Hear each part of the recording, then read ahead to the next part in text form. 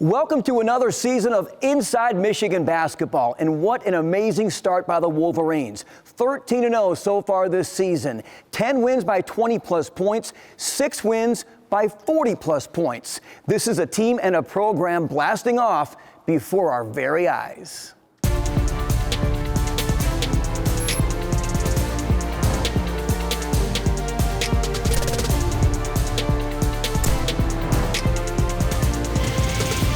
Inside Michigan Basketball is presented by Meijer.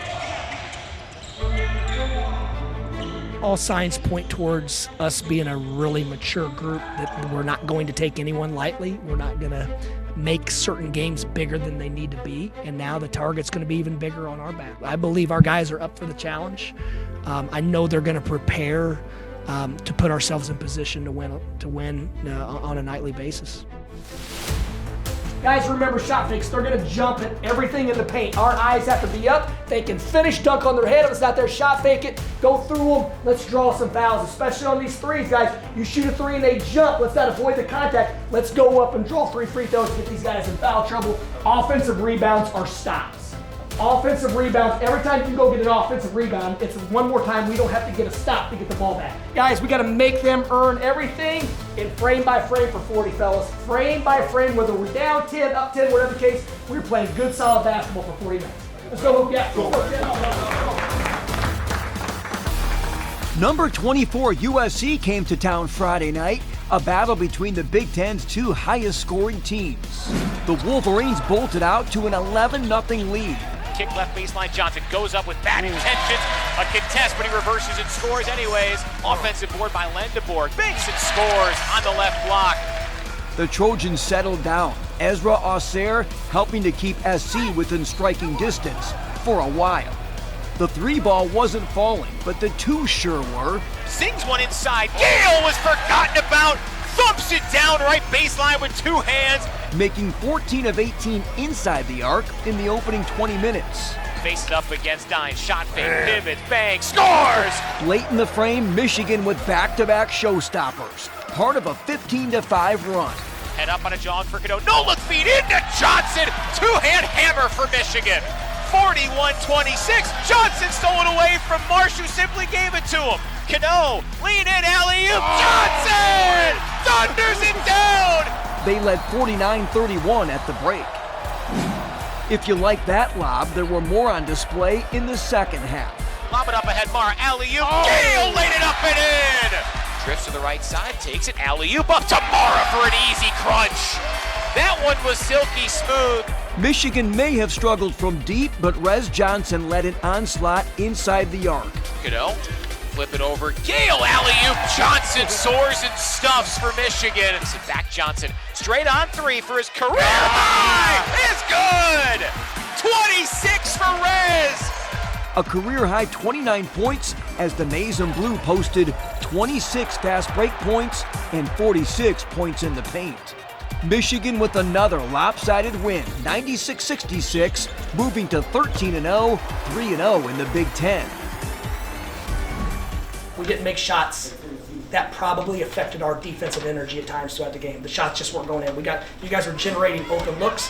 Now the flip side is you did a hell of a job from 2. We finished around the basket and did work everything. I thought our second half we came out and we threw the first punch. And guys, there's going to be nights when it just doesn't go well, where we're in foul trouble, we're going to have injuries. We need everybody to stay ready, and we need to be a mature, hard-playing group no matter what. And most importantly, our next couple of days of preparation have to be better than our last couple. Can we all commit to that?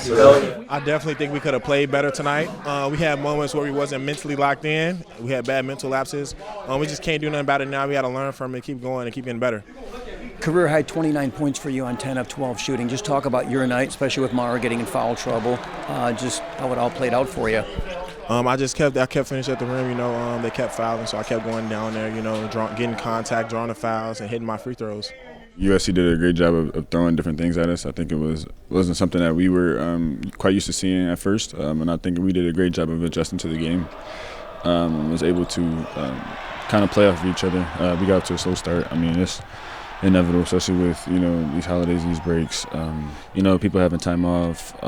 People will see their families. It's like just so much time throughout the day where people get time to take care of their bodies. I think that's one of the most important things, especially when you get a break like this. It's important to take care of your bodies. We are in classes, so I think that's got to be a huge priority for us. And I think that we've done a terrific job of being able to take care of our bodies and be intentional about our work.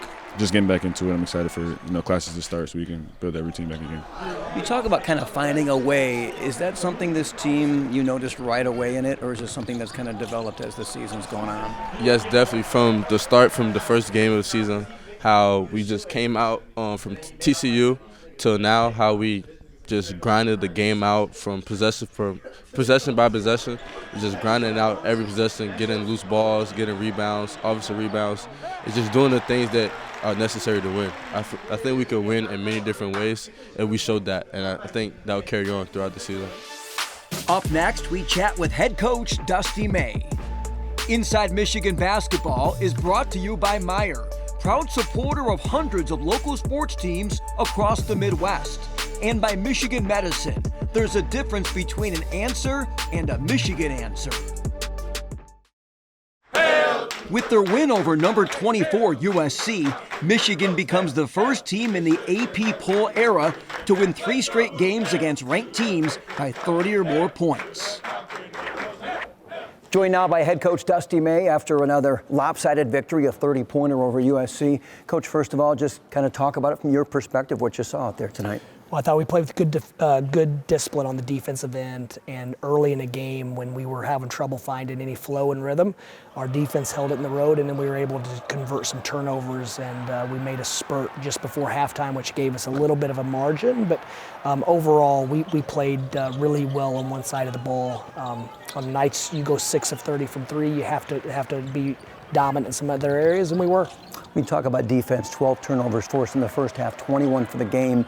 And this team holds opponents to about 36% shooting, tops in the country. Does your team get enough credit for its defense? Well, the computer metrics have us as the #1 defensive team in the country, so we're not really searching to be the absolute best in any area. We just want to be really good. We just think because of our personnel, we have an opportunity to be the best defensive team in the country. We haven't rebounded as well as we needed to, and probably the biggest weakness in our defense is we haven't created as many turnovers as we're capable of. So that's a nice, a welcome addition to the stat sheet to see us force those on, especially at night when the three-point shots weren't going in. Was it hard to get this group to buy into that full-fledged defensive effort at all? I don't think it was hard to get them to buy in because they're committed to winning and they're committed to each other, and there's a real strong sacrifice that they're all making. And if you don't defend, then you could fall by the wayside because the next guy is going to defend. And these guys they're smart, they're mature, and they know for us to be our absolute best, has to be a competitive advantage for us. All right, let's flip and talk about offense a little bit. You said you struggled from 3, but 25 from 35, I believe, from inside the arc. Rez Johnson, career high 29. Just talk about his game tonight, especially in this one, and what you kind of saw from him in this game. I thought he played very slow one-on-one in the post. He used his footwork was impeccable. I thought he shot faked well. I thought he went up with power, and he just brings so much to our. Obviously, the stat sheet's impressive when you look at his numbers, but all the other intangibles that he brings to our team, the invisible plays, the presence he has in the locker room, on the practice court, and most importantly, his everyday habits are a 10 out of 10, and so we're very grateful that he's on our team. Can you quantify how far he's come, how much improvement he's made maybe since summer practices? Well, it's hard to quantify how much he's improved because it's been so gradual and it's been continuous. And from last week to this week, he's a better player on both sides of the basketball. And I think next week he'll be a better player than he is today. So it's not as if he's made a big leap. He was a good player this summer. He's continuing to add to his game. He spends a lot of time working on his body. He spends a lot of time individually in the film room, and also, most importantly, in small group work and individual work on the court, adding things that pop up on us as we're being defended in different ways, and we're going to see some different schemes throughout the season. Something I've wanted to ask you about is the lob game, the precision, the teamwork, that connection. Talk about what it takes to be good at that, because you guys do it a lot, and it seems like you're good at it. Well, the reps and the rhythm and timing that these guys get by us playing live basketball is beneficial, but they're also very collaborative where if they miss an opportunity, then they immediately talk about what the other one saw or what they were thinking, and they're never pointing fingers, blaming if it doesn't work. And the bigs are really good at getting behind the defense and catching lobs. And the guards obviously know that that's a great way for us to get an assist. But the guys have worked on it a lot. But more than anything else, it's just when you look at what we have, what advantages we have, that rim pressure has to be part of our package. And lastly, for this segment, but the way USC plays defense, how did that prepare your guys, as every game does, as you look down the road? Well, USC tonight was probably as physical as any team that we played. We weren't able to get clean catches. We weren't able to get off-ball movement, and we probably needed to see a team play us like they did. So now we can learn from these situations, and I thought our guys, they adjusted much better in the second half to how the game was being played. And every night it's going to feel like a different monster, but that one felt like a Big Ten team. Credit to USC, they went out and put together a roster that feels like a Big Ten group. More with Coach May coming up after the break. At 13-0, Michigan is off to the third best start in school history, but none of them have looked quite like this, winning by an average margin of 30 points per game. The Wolverines became the first team since Oklahoma in 1987 to have 6 D1 wins by 40 or more by the first of the year. They've hit the century mark 7 times, the most by a Michigan club since 1989-1990, and ranked 3rd in the country at over 96 points per game. They are deep, committed, versatile, and immensely talented. Back with head coach Dusty May. And Dusty, with all the success you've had early this season, what is the challenge? What does that bring as a challenge for a coach and a staff? Well, there's going to be different challenges every season. For this group, it's to focus on why we are where we are, and that's because of our preparation, our daily habits, and the care and concern we have for each other. We've put our teammates on the same plane as ourselves, and that's not always easy to do. So when you have a group continue to give, to share everything, the minutes, the sacrifice, the points, the accolades, and go for team goals over all that, it bodes well, but it can change at the drop of a hat. It could be completely different tomorrow, and so we have to be very vigilant about keeping those things out of our locker room and make sure our guys are focused on the right things, which is the day-to-day work. You've talked a lot about this team's unselfishness. We could see the big unselfishness on the court. Give me something small that you see as a coach that maybe is a good sign that your team plays that way. Well, to see them, I think that's been our biggest improvement. Is how we cover for each other on the court. It's never about my man scored, he didn't score on me. It's about scoring on us and us scoring on them and everything in between. So obviously the Secret Santa stuff and the things they do together are awesome for their long-term relationships. But from a basketball standpoint, to see that carry over and onto the court, and for them to play with the unselfishness on offense, but also on defense. There's a complete team ego, and there's a trust amongst the group that we're all going to be held responsible and accountable for being our absolute best. And as long as we continue to improve, we'll be playing very meaningful games when they matter most. Is it hard to find guys like that?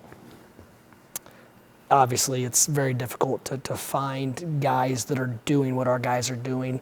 I do think they're attracted to each other. The returners we brought back really recruited like-minded players, and they also, our team last year gave us an identity and belief that we could figure out the solutions necessary to play in big games, to win a championship like we did in a very competitive 3-game tournament, and then go into the NCAA tournament and represent Michigan well. So hats off to the team last year. They gave this next group a vision, and now this group has taken it to another level. Can you describe the atmospheres you've seen at Chrysler Center this year? Incredible. I walk out and to see the corners, to see the top rows, to see, I can't find any open seats other than an occasional floor seat down low that someone's at the concession stand or whatnot. So they brought energy. I do think sometimes they've gotten a little bit spoiled with the margin of victory, but one thing I did notice tonight after when Merez checked out, they gave him an ovation like the game was on the line because they appreciated that effort. And when your fans appreciate the right things and value the things we value, then it becomes an even more of a team a team belief and concept that you're all doing this together and contributing. There's a lot of eye-popping stats with this team this year, the 100-point games, the margin of victory. A lot of it is for fans kind of to make a big deal about. But is there anything that gets your attention from those unusual stats, the lopsided stats? Just the way we play. I'm not I use analytics, but I'm not a stat guy by nature. I look at offensive rebounds. I look behind the stats at who created what and who's helping us function as a group, because the stats, the accolades that come from stats are going to be everyone else. So it's my job and our staff's job to value the right things other than the stat sheet, because one guy can do a big portion of the work and not have a stat, but he created it all. So we've got to continue to trust that what goes around comes around, and we're all going to play that way. But no, none of the stats impress me other than our defensive improvement and offensive improvement from day one until now. 13-0. Thanks, Coach. We appreciate the time. Thanks, Sam. Appreciate it.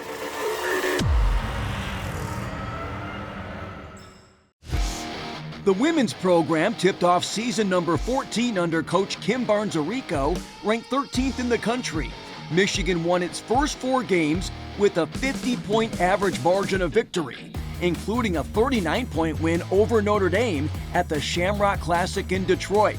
Those efforts vaulted them into the top 10, where they remained for a program record 6 consecutive weeks.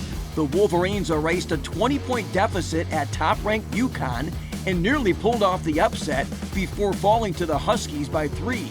Michigan then won 6 straight games to reach number 6 in the poll, including a conference victory over Purdue. The club has topped 100 points, a record 4 times so far, and are averaging 89 per game, second most in the Big Ten. Sophomores Olivia Olson, Silas Swords, Mila Holloway, and Tiala Del Foss are averaging double-digit points per outing. We've returned 3 starters that are extremely talented, probably 3 of the best that have ever put on the Michigan uniform. But they're still babies, and they're still learning, and they're still growing, and they're still becoming the best version of themselves. So I think this year is going to be a little bit different for them. People know who they are now. They're circled. They're at the top of everyone's scouting report. People are going to know their tendencies, so they got to continue to grow. They got to continue to get better. They got to become more consistent, and they have to become our leaders. The Wolverines spent their New Year's week on the West Coast, returning to Big Ten play with a pair of games in the Pacific time zone. Monday, December 29th, the Maize and Blue were at Oregon for their final game of 2025. Michigan led by as many as 18 in the first half, but this one turned into a battle. Swords led the Wolverines with 18. Olsen was a force with 16 points, and Ashley Sofocanic, the Bucknell transfer, scored 16 points and grabbed 8 rebounds. Del Foss chipped in with 14 and 9 boards. It took 2 overtimes, but the Wolverines hung on to win their 7th straight, 92-87. New Year's Day, they wrapped up the 2-game sojourn at Washington. This one was a struggle. The Wolverines turned it over 27 times and shot a season-low 33% from the floor. Swords and Olsen were the only 2 players in double figures with 15 and 12 respectively. Swords, the only Wolverine to make a 3. Avery Howell paced the Huskies with 22 points as Washington got the upset, 64-52. The loss dropped the Wolverines to 2-1 in the Big Ten. They're right back in action Monday night at 6:30 at Chrysler against Minnesota, a game you can see on Big Ten Network, and then Thursday it's on the road to battle Penn State. New Michigan football coach Kyle Whittingham attended the game with members of his staff. The new Wolverine leader addressed the sold-out crowd during a break in play during the first half. I can say for sure that we're going to be a physical football team, much like what you're mentioning to.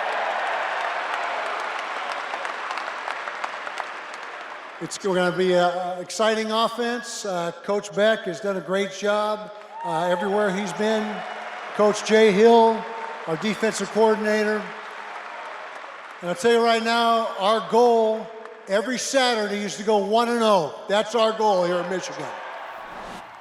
Whittingham sure reeks of confidence. It's going to be a busy winter at Schembechler Hall as the Wolverines enter a new era. Men's basketball at Penn State Tuesday night and then back at Chrysler Saturday against the Wisconsin Badgers. We'll see you next time right here on Inside Michigan Basketball. Inside Michigan Basketball is brought to you by Meijer, proud supporter of hundreds of local sports teams across the Midwest.